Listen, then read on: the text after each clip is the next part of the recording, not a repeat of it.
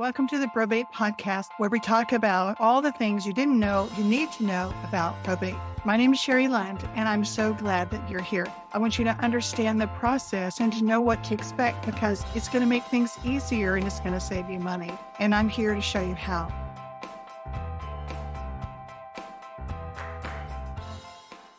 Hi there, this is Sherry Lund with the Probate Podcast, and I'm so glad you're here. Today, we're going to be talking with Erica Sprague, and she's my real estate broker, and we're going to talk about probate and real estate. I want you to grab your pen and paper. If you have a favorite beverage, you can grab that too.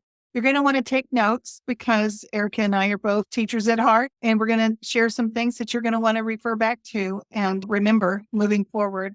This podcast is part of my business, Willowwood Solutions, that I formed this podcast to be a resource to our community, to help people become familiar with probate terms, to minimize the mystery of probate and start to normalize it as part of our conversation so that we can plan better and be less overwhelmed and stressed when we have to go through that season if it's our thing to do. Welcome and join me today as I visit with Erica. Erica, thanks so much for joining me. Yes, Sherry, thank you for having me. I'm looking forward to our conversation. I think this is our first time to actually be online together. Normally, we're in the same room with one another, so I'm glad that you're here. So let me tell you a little bit about Erica. Erica is a native Texan. She was born in Beaumont and raised in San Antonio. She's a proud graduate of Texas A&M University, and she moved to Houston in 2004. In her professional journey, Erica has been a coach of youth sports. She's taught in the school system. She was a pharmaceutical rep, and that eventually led her to starting her real estate career in 2009. She took the communication, strategic planning, coordinating, marketing, technology, organizing, and facilitating skills, and she utilizes all of that to create her thriving business now in North Houston and in the Woodlands area, Montgomery County. You probably covered all. Erica enjoys, you'll go anywhere. Erica enjoys helping clients solve problems. A real estate transaction often has many moving parts and some sensitive pieces. And Erica does a great job of minimizing the emotions so that she can complete the task with a smooth transition. In her free time, Erica likes to run and play tennis. She likes to be outside. She recently started a rose garden and enjoys watching them mature and grow. Erica has 2 boys. They're also involved in sports. They spend a great deal of time as a family at sporting events and enjoying concerts together. So that's interesting. What kind of concerts do y'all like to enjoy? Oh, you know what? I'm doing my best to diversify their music education. So we enjoyed country music. We went to our first rap concert this summer. Okay. I'm branching out there for them. But they're broadening yours. Yes, but we like to go to the concerts in the park that the Woodlands have. And so you get a good variety. You get some 50s and 60s music. You get some bluegrass and jazz. So we just enjoy music. So that's fun. That's fun. I see your boys on social media a lot and you're enjoying them and they're very active. It's fun. Yeah, they keep it busy for sure. So we talked about how you've been in several industries, right? Mhm. And how long have you been a broker? You started your real estate career in 2009, but when did you become a broker? And what is it about this field that you see you brought forward from your other industries specifically into this field? So I got my broker's license in 2021. So it's been a little over 2 years. It was August of 2021. The reason why I felt like it was a good fit is because naturally I'm a very responsible and accountable person. What I learned through the pharmaceutical piece was you're basically running your own company. You're just doing it for someone else. And so you're handling your budget, you're handling your marketing, you're handling all the scheduling pieces. And so I knew I could take that and implement that into my own business. From coaching involves a lot of motivational skills, a lot of trying to get people to do things they maybe don't see the immediate benefit for, but it gets them to their goal. I knew I would be able to take that piece and use that as well. And I'm entrepreneurial by heart. I enjoy starting and creating and developing things. And real estate was just something that made sense in order to be able to apply all those things. And so that's how it led to there. You're also a leader in our local networking group. So you're also encouraging other female entrepreneurs in ways to better their business. And that's also really helpful. This podcast is a resource for people that are going through probate, that are looking for ideas, looking for solutions, looking for resources on how to make this process. Sometimes people don't even talk about probate until they find themselves neck deep in it. And then they're like, why didn't somebody tell me, or where can I go for resources? And so that's what this probate podcast is about. Can we talk a little bit about how real estate plays into probate and how the equity in the home a lot of times is a big piece, if not the biggest piece of someone's portfolio in their estate? Absolutely. Most of us understand in the real estate world that someone's home is usually their largest financial asset. And so when they pass away, the heirs they have possibly are gaining that, depending on the overall situation. It's a very important piece. When you are going to probate, hopefully one of the things that exists is they have a will in place. And so that will can be probated. And that simplifies things for the family and all the people who are left behind. And I think you're right. People get in the throes of it, and then they're left in a situation that maybe wasn't organized or planned as best as it could have been. I really encourage people, and I go through this in my own family with my parents, really for the past 10 years, just really encouraging them to make a will. But people don't want to do that because when people think of making a will, they think of the inevitable time when they'll no longer be here. But what I really encouraged them to look at was that they're making a plan and they are alleviating a lot of the stress for the family members they leave behind, which For really, sure. if that will is in place, so it can go through probate, it simplifies things greatly. For sure. For sure. What have you seen that is confusing for people when you compare property that's in real estate to a traditional property that's, say, listed on the MLS? It's staged and pretty and ready to go for the top dollar on the market. I would say first off, they don't have to differ. I'd say That's true. every situation is unique. That's true. But many times when a family is taking over a property and is needing to sell it, they possibly don't live in town. If an elderly person has been living there on their own, potentially with limited income or resources to Right. manage their household, then that property might need work. That property might need attention cosmetically or mechanically. And if those people don't live in town, or if those family members don't have the resources to address those issues, or they don't have the time, whatever the obstacles or challenges might be for that situation, those things need to be taken into account. And you need to look at a market ready home, and you need to compare your home to it and be realistic about what the condition of the property is. All homes are not the same. They're not all created equal. And the more you're able to evaluate realistically your situation, the better off you'll be once you do list the property. I was at a young man's house one time. I've been through 3 personal probate things with family members, but this young man, I went in thinking that I was going to talk to him about his house. And then I realized that it is his house, but he inherited it from his parents. And it was that experience with him that made me realize when people don't know about probate, they don't know what they don't know. And here's this train coming.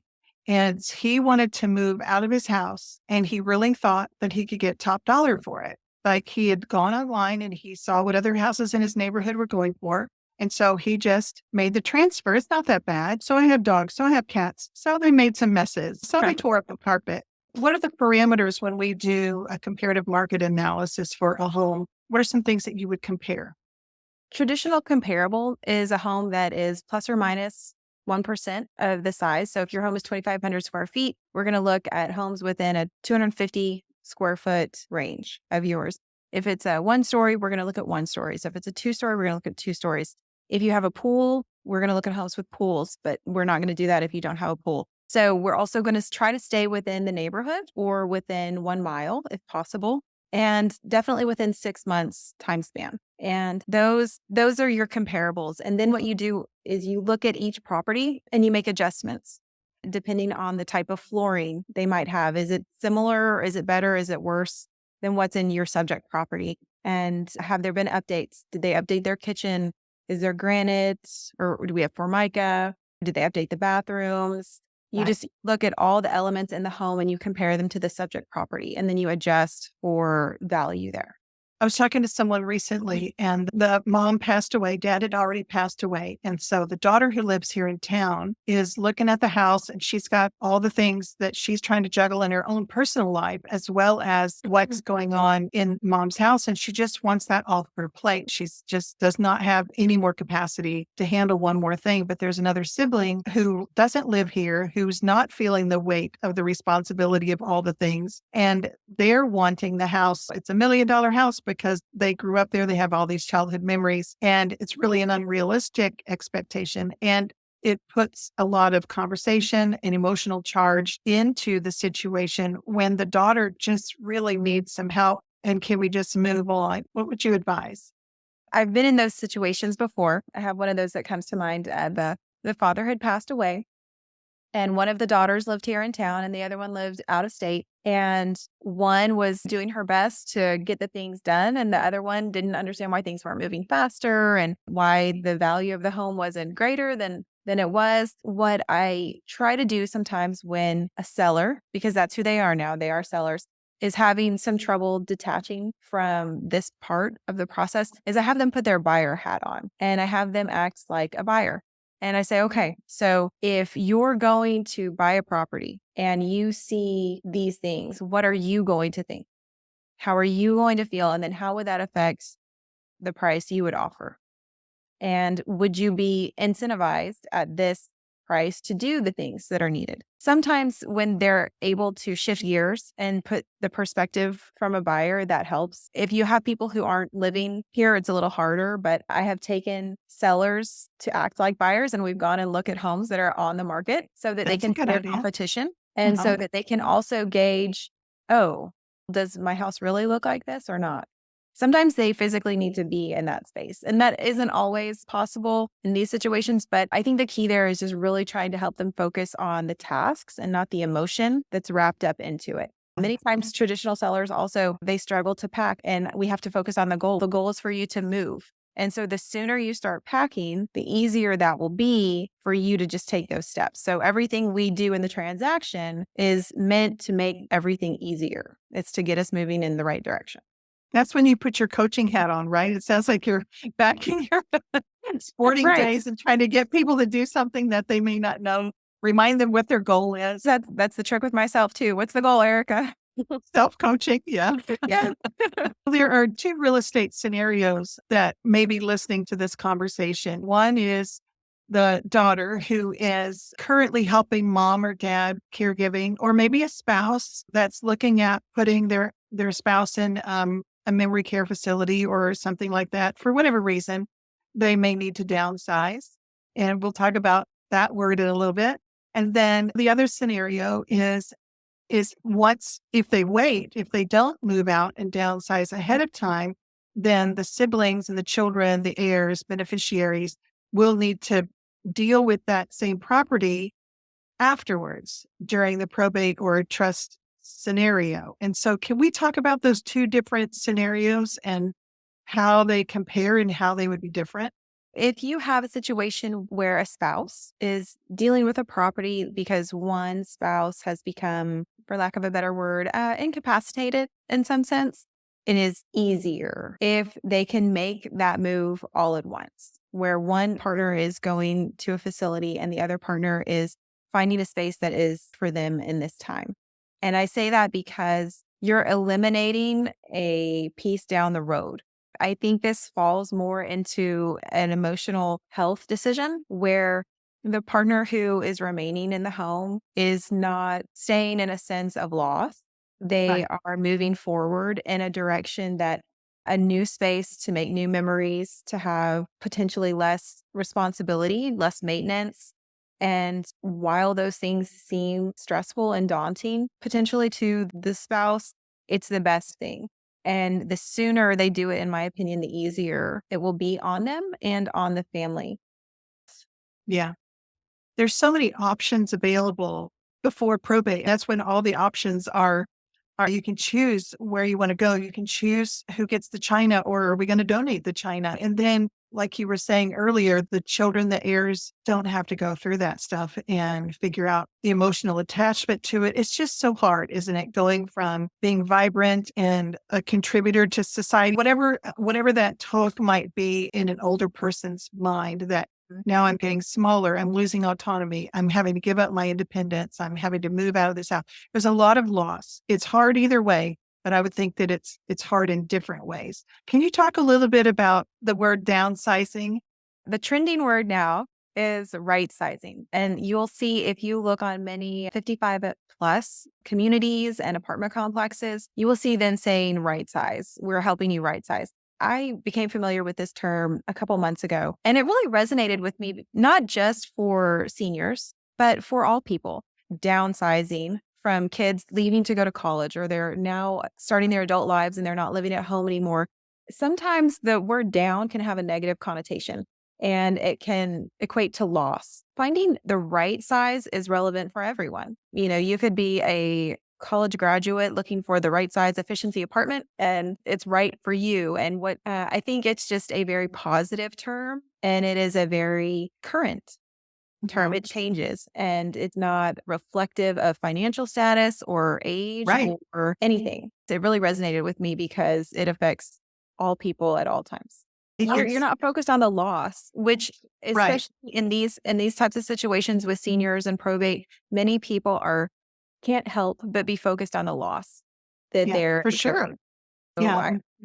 I love it. I love that. Thanks for bringing that up. So what's the difference between preparing a house to sell when they're going to be right sizing and preparing a house that's been in probate? So every situation, it just depends. It depends on, does the house need work? Is there money in the estate to address the work? Do the heirs, whoever they may be, do they have the time? Do they have the energy? Do they have the resources to invest to fix the home? Once you get through those things, then you can better understand what are you going to be able to do. And sometimes you're just not able to do anything other than maybe clean the house and have a thorough cleaning and put it on the market and just price it in a way that will be appealing to buyers who want to come in and put their own fingerprints on it. There's absolutely nothing wrong with that. I think sometimes people struggle with that or they feel like that is negative, but it's just reality. And you really need to, as best you can, have a grasp on what is the reality of the situation in those times. But there are many vendors out there now that will rehab homes and will take their payment at closing. If a family really wants to take on the renovation because they think it's worth it, then there's definitely options out there for them. It just all depends on their situation and their timeline. Yeah. And I would say it depends on the market, because even within one area, say Montgomery County, where even across one street can make a huge difference Yes. from whether does it make sense to renovate this. And the renovation shows on HGTV make it look so easy, and they always come out looking so great, and nobody ever loses any money or time. It's just 30 minutes, right? They are. Or an hour. Half an hour. But yeah, when you think back to the daughter who's just trying to get it, so maybe there's enough for the market to warrant doing the repairs that needed to be done so that you can make up the difference. But there are those time constraints to think about also, and the emotional toll is not just monetary. No, and sometimes you have to ask people, okay, so you might make $5,000 if you make these repairs. You might make $10,000. Is it worth the level of stress that's going on? Is it really worth it? Right. Especially if you divide that between multiple beneficiaries. Exactly. And taxes, all that fun stuff. So That's it's really, and people lose sight of those things. They think 10 grand, but they're not getting 10 grand. That's true. That's true. So how does the real estate agent guide people in these scenarios? Specifically to probate, you definitely would want to work with a realtor who has some working knowledge, some education on how the skeleton of this operation works. Because if they don't, it can be a little bit tricky. Your role as a realtor is to be a consultant, someone who can help them make their transaction more seamless and smooth. The more input and understanding they have of the probate process, the better those things will work. There's going to be a probate attorney, and really the probate attorney and the realtor title company, they all need to be on the same team talking and working together so that the client knows everybody's on the same page. You want a realtor who is very capable of keeping the emotion at bay. Similar to a situation where people are getting divorced, there's a lot of emotion involved, much more than a traditional transaction. And if you have a realtor who is volatile, who is not patient, who is not willing to go the extra mile, because there's a lot of different parts in here. There's a lot of compassion that's needed in these situations. And if you don't have the right realtor there, they won't be the type of consultant that you need. People might not understand that fully when they are looking for someone to help them in this situation. Everybody knows a realtor, right? Right. Your Right. uncles, cousins, sisters, neighbor. I'll just go with her because I know her and I feel obligated to go with her. One of the best things I heard when I was starting real estate was a question to ask someone is that if you're choosing to work with someone, are you going to be able to tell that person when something's wrong? Are you going to be able to tell them you don't like something? Are you going to be able to tell them that you need something different? And if you don't think you can communicate those things because of the current relationship, then that shouldn't be someone you handle your business with. Yeah, that's true because it is a business transaction for sure. Yes. It's a big one. Can you talk about some of the challenges that you've seen come up in probate situations? I think some of the challenges are like we've talked about, you have family members that potentially live in different states. I've had two different ones where you have children of the deceased who one lived in a different country. The other one lived on the East Coast, one lived on the West Coast. And so you have time zones, you have varying interest levels. Some That's of true. them understand real estate, some of them do not. Some of them want to listen, some of them do not. Situations can be more complicated. Maybe there's more things going on. Maybe there's debts to be paid off. Maybe there are complications with the title. There could always be extenuating circumstances because when the will is being probated, there's certain wishes, there's certain things that need to be followed, and then there's a protocol.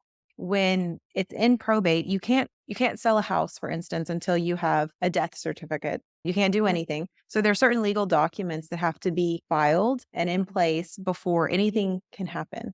If probate is going on, depending on the county you're in and depending on the file, it could take 2 months, it could take 6 months, it could take longer. And helping everyone understand that the legal process is what it is can just be hard. It can be exhausting on people who really just want to close this chapter and move For on. sure. Yeah, a lot of people, a lot of heirs that don't understand the timeline are anxious to get get their money, and it's all Right. in the house. And so let's put the sucker on the market and just sell it. But you can't do that without those letters testamentary. And just because someone's named an executor on a will doesn't mean the court approves that. They might have something in their history, or they might be ill or incapacitated themselves, or just not able to. But even if they are granted letters of testamentary, they don't walk out of the courtroom that day with them.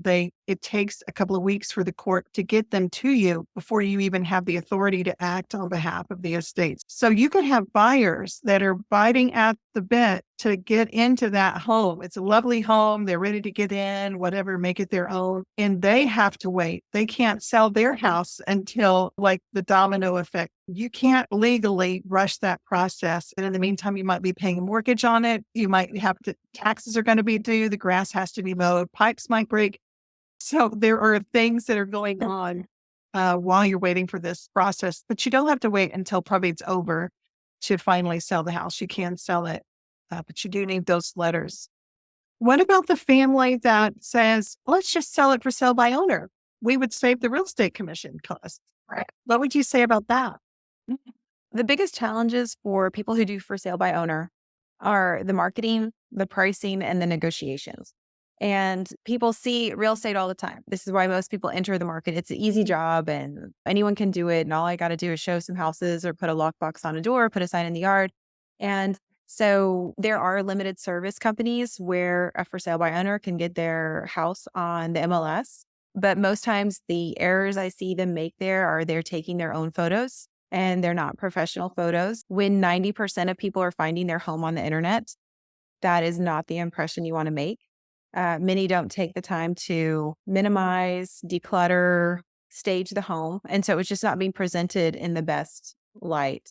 Many consumers, I would also share, are hesitant to work with for sale by owners because it is a different feel. It is not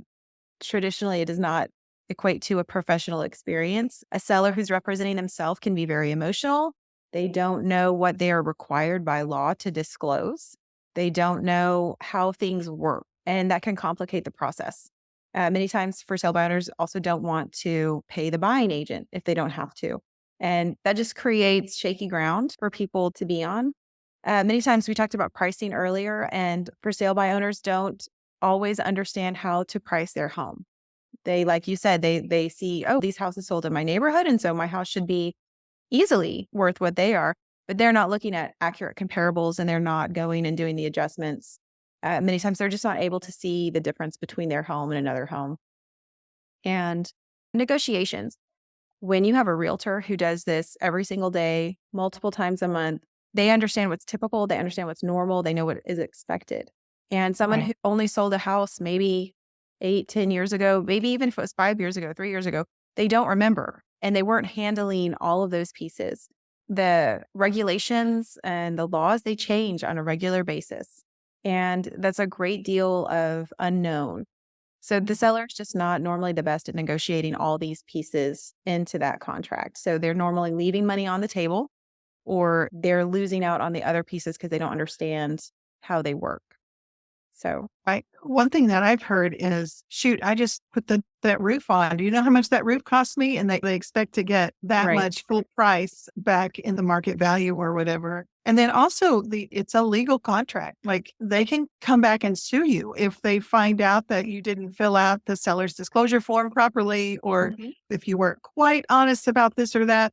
It's not a walk in the park. It's not just at closing, but they can come back even later. Right. There's statute of limitations. And, people often feel that mechanical updates should give them value, and they give you value. They just don't give you monetary value. So homeowner maintenance is homeowner maintenance. There are things that you should do to maintain your home because you're living there and you want to live in a good, safe environment.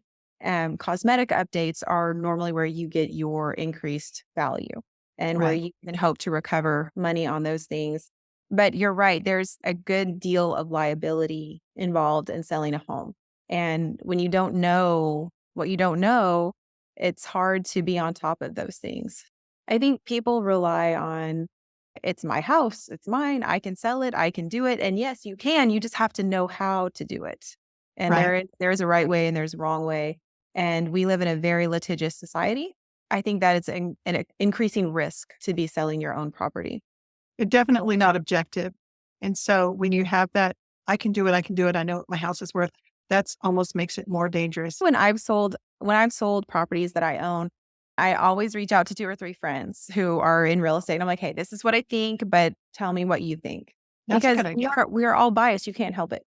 Yeah, you're invested in your home for sure. What are some good things for people to think about when they're right sizing, and what to consider when they are selling their home, whether they're right sizing or in probate?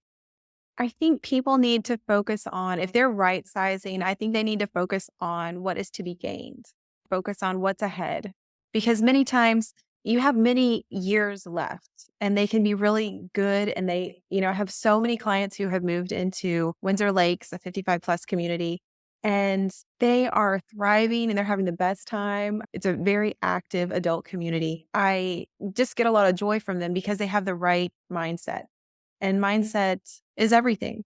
When people are entering these periods, whether it's probate or it's right sizing, it's just, what can we focus on? What can be gained here? How can we, in the positive light, not just monetarily speaking, but where are we moving towards, and how can we get to a positive place, keeping these things in mind? Yeah, love that. And I think that's both for both. I think that's appropriate for both scenarios of the people that are left behind surviving. Let's get through probate. Let's get through it and get through it so that we can get back to living. We don't want to get stuck in this probate situation. We got to get through it. So let's do it. I love the way you just said, because there's lots of ways we can do things. But if we can do it as peacefully and positively as we can, we should. Yeah. It's so inspiring.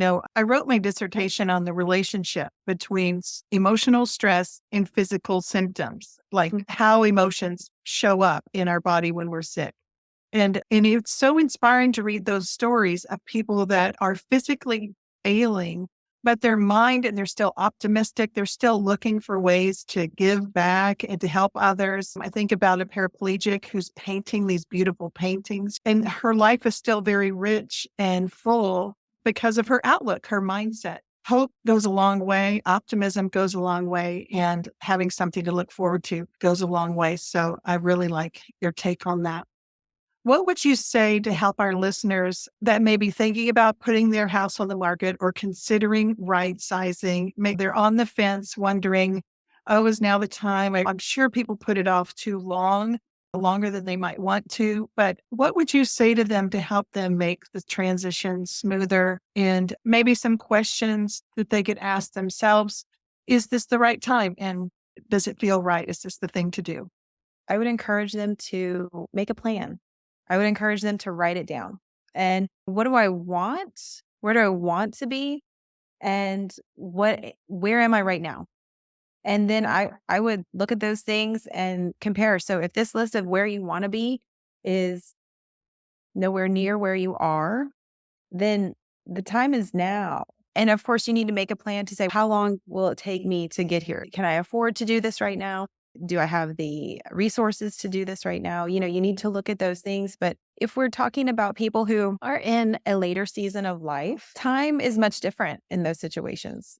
You as a person are changing faster in that time. 2 to 3 years when you are in your late 70s is much different than 2 to 3 years when you're in your 50s. So embracing that is very important, and understanding that it's going to be much easier on your body physically, emotionally, mentally to right size when you're 70 versus when you're 75, or when you're 75 versus when you're 80. It's going to be a completely different experience. And do you want to make that change at a point when you still have more things you can enjoy in a certain way? Looking at it for what it is and how it will be is really important. And I think just having a plan is so very essential, and writing it down. Because when you write it down, you can look at it and you can say, oh, these are all the places I have to go. And then you can really see how close or far, or if you're going fast enough. So that would be my suggestion, is just really to write it down and be honest about what you want and where you are. Yeah, I think that's really, really good advice. I think the other thing would be to maybe write down what you're also afraid of, because sometimes we have those fears in our head and they can be blown out of proportion because they just keep cycling around. But if we write them down, it makes something tangible. And then we can look at it and say, oh, well, that's not true. I'm just totally making that up right there. Of course, I'm not the only one. Like, we have these scenarios that we play out in our head, and there's no valid reason for them even being there. But putting them on paper makes it tangible. So great idea. So Erica, how can people find you? You can find me on Facebook or Instagram. I'm also on LinkedIn, and we have a Google profile, so you can find us there. I'm on Nextdoor. So if you're close to where we are physically, then you can see us. And I do have a growing YouTube station, but I would say the biggest location would be Facebook and Instagram. We've gone this whole time talking, and we've not yet mentioned the name of your brokerage. This is Erica Sprague with Lane Realty. And yeah, so when you look for her, you can find her as Erica Sprague, or you can look her up as Lane Realty. All right, Erica, thank you so much again for joining me today. I appreciate your time. I know you're one busy, busy lady. But man, you shared some great things today and some really good insight and some good tips. So I appreciate that. For you, I know that our listeners will as well. So thanks so much. And for those of you that were listening, I appreciate you being here as well. Erica and I both want to support you. If you need help, know that you matter and that we're here to help you make the transition in your move, wherever that might be, so that you can find the right next place for you. Take care. That's all I have for now. New episodes of the Probate Podcast will come out on Thursdays. I also have a free public support group called Houston Probate Support on Facebook. You don't have to live in the greater Houston area to be a member, but I'd love to have you join me there. I'd love to have you join me on any of these platforms, including this podcast. And I'll share the links of where you can find me in the show notes below. I'm looking forward to us connecting. See you next time. And remember, you matter.